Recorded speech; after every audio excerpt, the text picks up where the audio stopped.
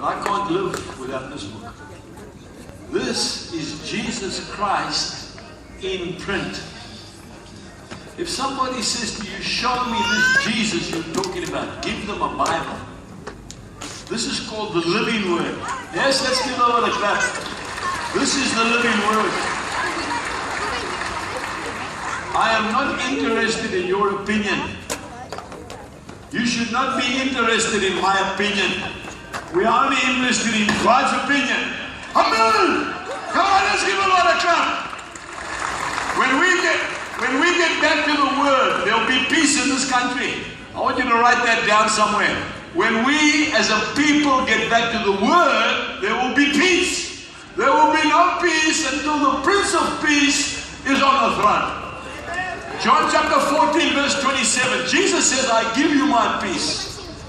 He is the Prince of Peace. We need to get back to the word. When this word is revered, there will be peace in this nation.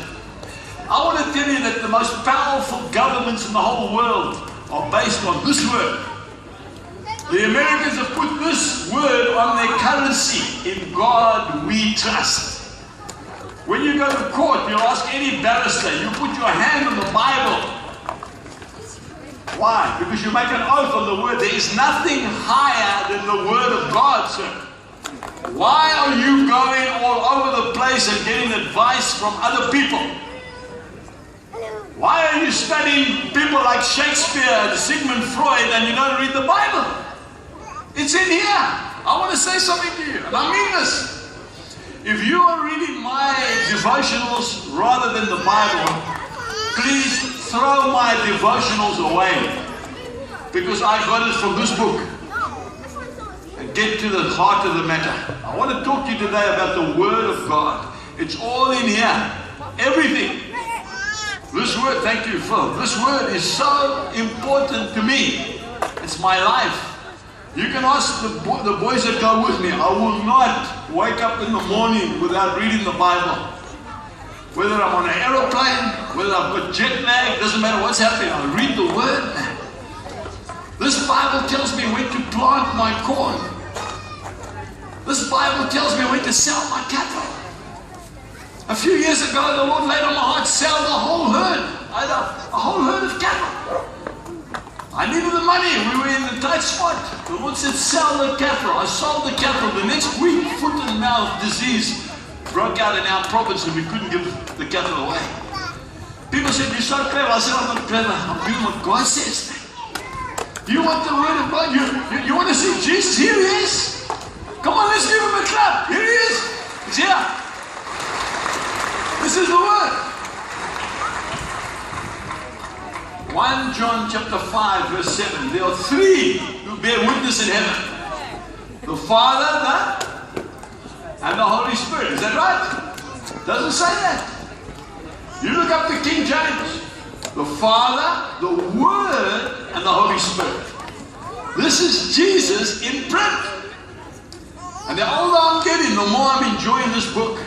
This book is a comfort to me. When I'm away from my wife, when I get terribly homesick, I'm a big crybaby. She sends her love. I spoke to her this morning. I phone her every single day on a cell phone. Cost me a fortune. Every time I go home, I'm going to sell another animal. Another ox. I've got no cattle left. But I've still got my wife. Still got my wife. See, the Bible tells me, husbands, love your wives. You heard what Andy said just now. You need to start loving your wife, sir. Don't treat her like a skivvy. You need to start respecting your wife, man. My boy, is that your wife you're sitting next to? Well, don't sit so closely. You're making me jealous. Oh, man, you just love her, my boy. Don't let anybody else get near her. I'm jealous of my wife, and God's jealous of you and me. I want to say to you this afternoon, this is the last time I'll be here. I'm sorry about that. I really am. I'm just starting to get to know you. We were at the prison today, weren't we? We saw men give their lives to Jesus openly today, publicly. Men. Men! come across the line.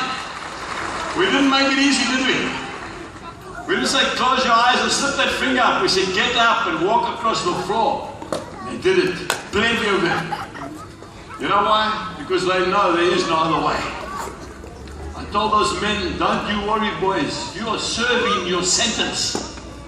When you have completed your sentence, you are all paid up. I said, us on the outside have not been caught yet.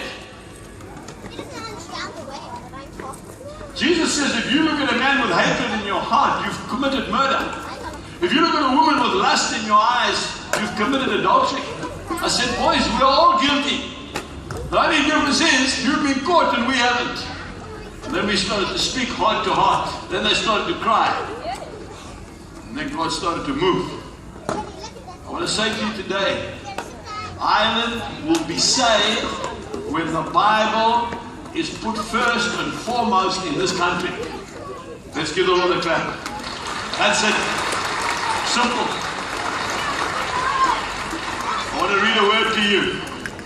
I want to read a word. The word of God in changing times. Heaven and earth will pass away, but my word will never pass away. Jesus puts his word above his name. Why aren't you using the word, sir? Why aren't you using the word? When Jesus was tempted in the desert, he could have told the devil to push off. Because he's God. He created the devil anyway. He created Lucifer. But you know what he said?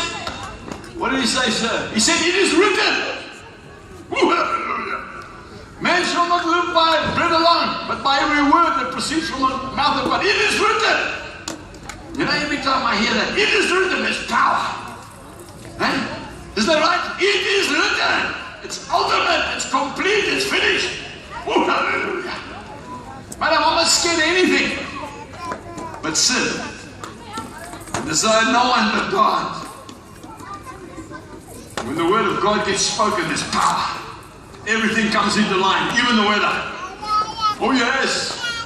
We can prove that, can't we? How many of you would like to see that clip once more? Is it available? Well, then I won't show it to you. I said, how many of you would like to see that clip? That's what happened on the 30th of September 2012 in Ngedi. What was I doing, sir? Was I preaching? No, I was not preaching. I was reading the word. I love this book. This book weighs about 3 pounds. See, it's full of sellotape. Because when I started to read it and I said, Lord, just do it once more, Pentecost. The Lord took this Bible and he threw it away like a piece of tissue paper. And I want to tell you, a picture does not tell lies. You're going to see it in about a minute. And this is what I was reading. Now when the day, well, I won't read it again because you'll see it in the clip. But I want you to have a look at this Bible afterwards if you want to. You'll see it's full of raindrops. You'll see that it's written in the margin. Well, I was so emotional, I couldn't sleep that night when I went back to my hotel in Jerusalem. I just lay there the whole night basking in the sun. Sir, I don't believe my Redeemer lives. I know he lives. I know he lives. I know he lives. And today, if you will come across the line, just like those prisoners did today, God will reveal himself to you. You see, there's some men that know the book, but they've never met the author. I'll say that again. There's some people that know the book, but they've never met the author, the writer of this book. So that makes them good history teachers. Without the Holy Spirit, there's no fire. There's no understanding. Can I have an amen, please? Amen. Boys, you must get this right before I leave. The world is falling apart.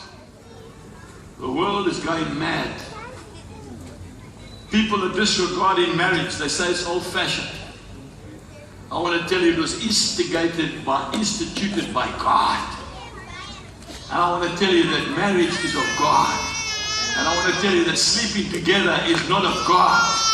I'm sick and tired of hearing about partners. This Bible doesn't talk about partners. It talks about wives and husbands. Can I have an amen? Amen.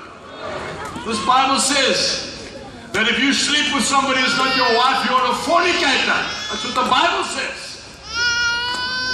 I want to appeal to you on behalf of the children. Let's start being an example. Let's just do what the book says. Nothing more, nothing less. I want to say to some of you guys, you need to pay your workers. Because the Bible says a fair day's work for a fair day's pay. I want to say to some of the workers, you need to uplift your work output. You're lazy. No wonder your boss doesn't want to pay you. The Bible says a lazy man doesn't deserve to eat. Is that right, madam? That's right. It's getting very quiet here. This book is my compass.